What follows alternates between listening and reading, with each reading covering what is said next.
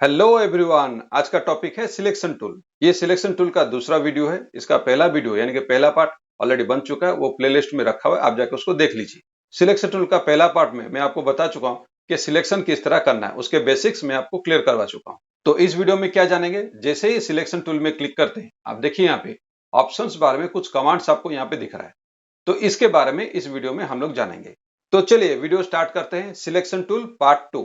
अब यहाँ पे आप देखिए, जैसे आप सिलेक्शन टूल में क्लिक करते हैं यहाँ पे आपको 5 कमांड दिखाई देता है। ये रहा न्यू सिलेक्शन, ये रहा एड टू सिलेक्शन, ये रहा सब्सट्रैक्ट फ्रॉम सिलेक्शन, ये रहा इंटरसेक्ट विद सिलेक्शन, ये रहा फेदर। तो सबसे पहले मैं आपको बताता हूँ न्यू सिलेक्शन क्या करता है।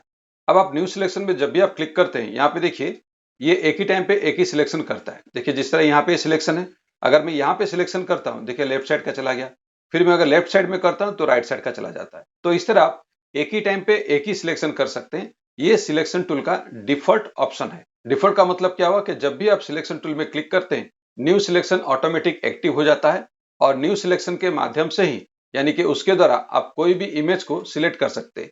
तो लेकिन इसमें क्या होता है कि एक टाइम पे एक ही जगह पे आप सिलेक्शन कर सकते हैं, एक से ज्यादा सिलेक्शन आप नहीं कर सकते। अभी फिलहाल देखिए ये जो सिलेक्शन हुआ है इस सिलेक्शन को मैं डिसलेक्ट कर देता हूं यानी हटा देता हूं। कंट्रोल प्लस डी यूज करेंगे, देखिए सिलेक्शन हट गया। अब मैं आपको बताऊंगा एड टू सिलेक्शन, ये रहा, इसमें आपको क्लिक करना है। क्लिक कीजिए add to selection. Add to selection क्या करता है, मान लीजिए आप लेफ्ट साइड में एक ड्रॉ किए और उसके बाद एक राइट साइड में ड्रॉ कीजिए। आप इस तरह देखिए दो सिलेक्शन यहाँ पे बन गया। तो एड टू सिलेक्शन क्या करता है, अगर आपको एक से ज्यादा सिलेक्शन चाहिए तो उसमें आपको ये मदद करता है। तो इस तरह देखिए लेफ्ट साइड एक सिलेक्शन हो गया और राइट साइड भी एक सिलेक्शन हो गया। अब मैं आपको बताने वाला हूं तीसरा ऑप्शन जिसका नाम है सब्ट्रैक्ट फ्रॉम सिलेक्शन। तो इसमें आपको क्लिक करना है। ये देखिए ये रहा सब्ट्रैक्ट फ्रॉम सिलेक्शन, इसमें क्लिक कीजिए।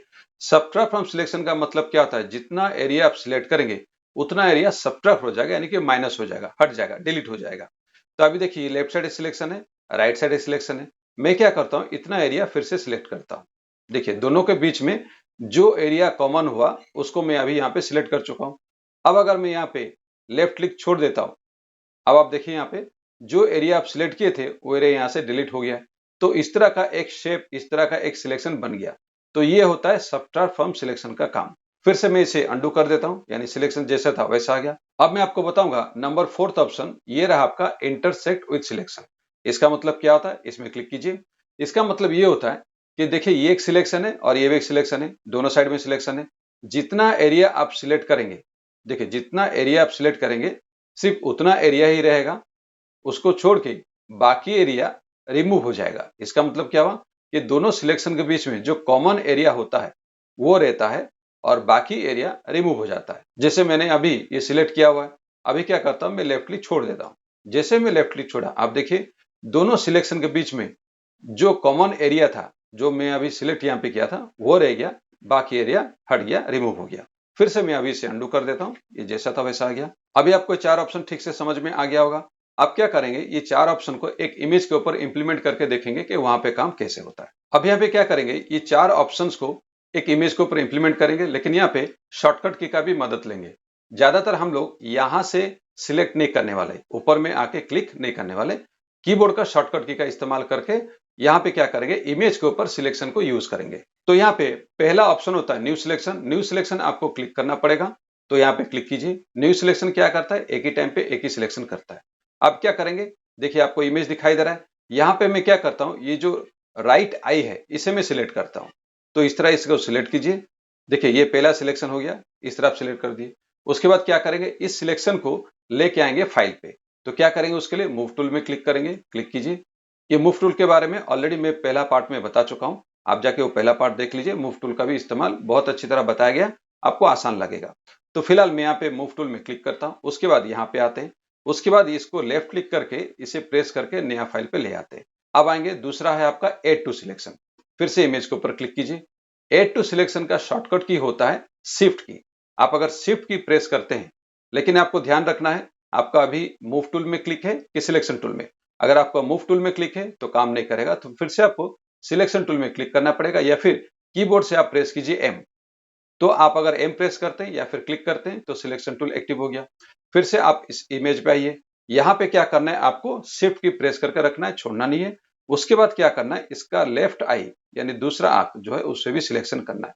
अब यहाँ पे देखिए दोनों सिलेक्शन हो चुका है, ये है आपका A2 सिलेक्शन। फिर क्या करेंगे, मूव टूल में आइए, यहाँ पे क्लिक कीजिए, उसके बाद इसको ड्रैग कीजिए और आराम से लाइए और यहाँ पे रख दीजिए। देखिए इस तरह ये रह गया। ये आपका है A2 सिलेक्शन। तीसरे ऑप्शन के बारे में जानेंगे जो है सबट्रैक्ट फ्रॉम सिलेक्शन। उसका शॉर्टकट की होता है ऑल्ट की। आप क्या करेंगे, ऑल्ट की अभी प्रेस कीजिए, उसको छोड़ेगा मत, तो क्या हो जाएगा, तीसरा ऑप्शन जो है वो एक्टिव हो जाएगा। तीसरा ऑप्शन का काम क्या होता है, जितना एरिया आप सिलेक्ट करते हैं उतना एरिया क्या होता है यहाँ से माइनस हो जाता है, यानी कि हट जाता है। अब आप देखिए क्या हुआ, माउस भी मैं छोड़ दिया हूं, ऑल्ट की भी छोड़ चुका हूं, क्या हुआ, जितना एरिया आप सिलेक्ट किए थे उतना एरिया सबट्रैक्ट हो गया, माइनस हो गया। अब क्या करेंगे, फिर से मूव टूल में जाएंगे और इसे फिर से इस तरह ड्रैग करके इसको लाएंगे। अब आप देखिए यहाँ पे क्या हो गया, यहाँ पे क्या हुआ, जितना एरिया कॉमन था उतना एरिया क्या हुआ, ये डिलीट हो गया, सबट्रैक्ट हो गया। अब क्या करेंगे, फोर्थ ऑप्शन के बारे में जानेंगे जिसका नाम है इंटरसेक्ट विद सिलेक्शन। फिलहाल मैं क्या करता हूँ, इस इमेज के ऊपर क्लिक करता हूँ। ये देखिए पहले से इस तरह का सिलेक्शन रखा हुआ है, कोई बात नहीं, अंडू कर दीजिए, सिलेक्शन पहले जैसा था वैसा आ जाएगा, देखिए आ चुका है। अब क्या करेंगे, इंटरसेक्ट विद सिलेक्शन का शॉर्टकट की है ऑल्ट प्लस शिफ्ट। अब आपको कीबोर्ड से प्रेस करना है, ऑल्ट प्लस शिफ्ट प्रेस करना है और इतना एरिया आपको सिलेक्ट करना है। इतना एरिया सिलेक्ट करने से क्या होगा, सिर्फ इतना एरिया जो आप बीच का सिलेक्ट किए यानी कि कॉमन एरिया वो रहेगा। उसके बाद आप अभी ऑल्ट शिफ्ट छोड़ दीजिए और माउस का लेफ्ट क्लिक भी छोड़ दीजिए। अब देखिए जितना एरिया सिलेक्ट किए सिर्फ उतना एरिया ही आपका रहा, बाकी एरिया रिमूव हो गया। ये होता है इंटरसेक्ट विद सिलेक्शन। अब क्या करेंगे, मूव टूल में क्लिक कीजिए, उसके बाद यहाँ पे आराम से उसको ड्रैग करते हुए आप लाइए और यहाँ पे आप छोड़ दीजिए। अब यहाँ पे देखिए चारों सिलेक्शन के माध्यम से जो मैंने यहाँ पे सिलेक्ट करके इस इमेज से नया फाइल पे लाया, इन चारों में डिफरेंस क्या आप देखिए, ये रहा न्यू सिलेक्शन, ये रहा एड टू सिलेक्शन, इसमें देखिए दो आपका सिलेक्शन आ गया। ये रहा आपका सबट्रैक्ट फ्रॉम सिलेक्शन, यानी बीच में से जो एरिया सिलेक्ट हुआ था वो हट गया। और ये रहा आपका इंटरसेक्ट विद सिलेक्शन, यानी जो सिलेक्शन हुआ है वो जो कॉमन एरिया है सिर्फ उतना ही रहा और देखिए बाकी इस दोनों साइड से ये रिमूव हो गया। अब आप देखिए यहाँ पे दो इमेज दिखाई दे रहा है, ये एक इमेज है और ये भी एक इमेज है। यहाँ पे फिफ्थ ऑप्शन के बारे में जानेंगे जो आपका फेदर है। देखिए आपको दिखाई दे रहा है, ये रहा फेदर। फेदर क्या करता है, अगर एक इमेज से एक एरिया को आप कटिंग करते हैं और उस कटिंग एरिया को अगर दूसरे इमेज में आप इस्तेमाल करते हैं तो क्या होता है, उस कटिंग एरिया का कॉर्नर दिखाई नहीं देता, वो ऐसा दिखाई देता है जैसे आप इमेज के साथ मर्ज कर चुके हैं। वो पता ही नहीं चलता कि वो जो कटिंग कॉर्नर है वो इमेज से आप कट करके लाए हैं। तो चलिए फेदर ऑप्शन कैसे यूज करना है मैं आपको दिखाता हूं। तो सबसे पहले आप सिलेक्शन टूल पे क्लिक करेंगे। अभी फेदर क्या है देखिए 0 पिक्सल पे, इसको अभी रहने दीजिए। फिलहाल 0 पिक्सल्स में अगर है तो देखिए क्या होता है, 0 पिक्सल का मतलब क्या है कि फेदर अभी इस्तेमाल नहीं हो रहा है। मैं अभी क्या करता हूं, ये एरिया को इस तरह सिलेक्ट करता हूं, देखिए सिलेक्ट हो गया। उसके बाद मूव टूल में जाते हैं, उसके बाद इसे ड्रैग करके क्या करते हैं, इस दूसरे इमेज पर छोड़ देते हैं। अब आप देखिए ये कटिंग एरिया जो है यहाँ पे आ गया, लेकिन इसका साइज बहुत बड़ा हो गया है ना। तो क्या करेंगे, यहाँ पे कंट्रोल टी प्रेस कर दिए। कंट्रोल टी क्या करता है, ऑब्जेक्ट को यानी जो एरिया आप सिलेक्ट किए हैं उस एरिया को छोटा बड़ा यानी उसका साइज कम और ज्यादा करने के लिए आपको हेल्प करता है। तो देखिए कंट्रोल टी यहाँ पे प्रेस हो चुका है और यहाँ पे देखिए ये रहा बाउंडिंग बॉक्स, ये छोटा छोटा बॉक्स आपको दिखाई दे रहा है, इसे कहते हैं बाउंडिंग बॉक्स। तो इसको क्या कीजिए, इस तरह क्लिक करके आप इस तरह खींचिए और इसका साइज को छोटा कीजिए, जो कि कंट्रोल टी से हो जाता है। देखिए हो गया, इस तरह आप इसे यहाँ पे रख दीजिए बीचों बीच। अब क्या करेंगे, एंटर की प्रेस कीजिए। अब क्या हुआ, ये जो कटिंग एरिया है यहाँ पे इस्तेमाल तो हो गया, लेकिन यहाँ पे देखिए इसका कटिंग कॉर्नर सब दिखाई दे रहा है और ये लग रहा है जैसे पैचिंग हुआ है, यानी एक इमेज से कहीं से आप कटिंग करके यहाँ पे इस्तेमाल कर रहे हैं। तो इस तरह का अगर एक डिजाइन हम बनाएंगे तो ये अच्छा नहीं लगेगा। तो क्या करेंगे, अब इसे क्लिक करके मैं डिलीट कर देता हूं, हो गया डिलीट। अब क्या करेंगे, फेदर ऑप्शन को यूज करके यही सेम प्रोसेस को रिपीट करेंगे। तो क्या करेंगे, उसके लिए फिर से मैं इमेज के ऊपर क्लिक कर देता हूं। अभी देखिए फिलहाल ये सिलेक्शन होके पहले से रखा हुआ है जो अभी थोड़ी देर पहले किए थे।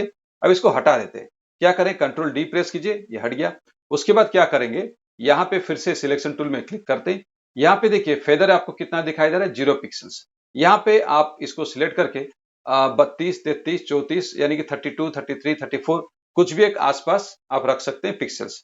तो फिलहाल मैं यहाँ पे 32 टाइप कर देता हूँ, यहाँ पे देखिए, और एंटर की प्रेस कर देते हैं।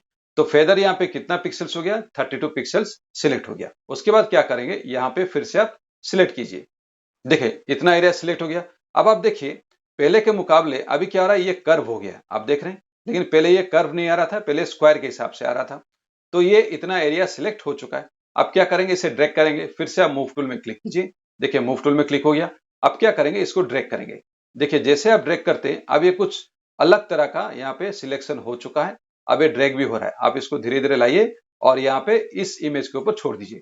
लेकिन आप देखिए ये साइज बड़ा है और ऑलरेडी मैं आपको बता चुका हूँ साइज कैसे छोटा करेंगे। कंट्रोल टी प्रेस कीजिए, ये देखिए आगे आपका बाउंडिंग बॉक्स। तो इसे क्या करेंगे, इसको इस तरह क्लिक करते हुए यानी कि सिलेक्ट करते हुए नीचे की तरफ खींचेंगे और इसका साइज जो है इसको देखिए छोटा करेंगे।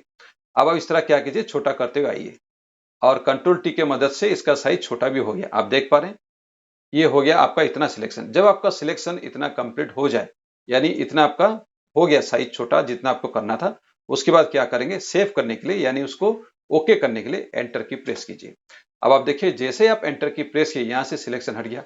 अभी जो ऑब्जेक्ट है आप देखिए किस तरह बैकग्राउंड के साथ मर्ज हो गया, यानी कि जो कटिंग एरिया आप जो लाए थे आप देखिए ये बैकग्राउंड के साथ किस तरह मर्ज हो गया।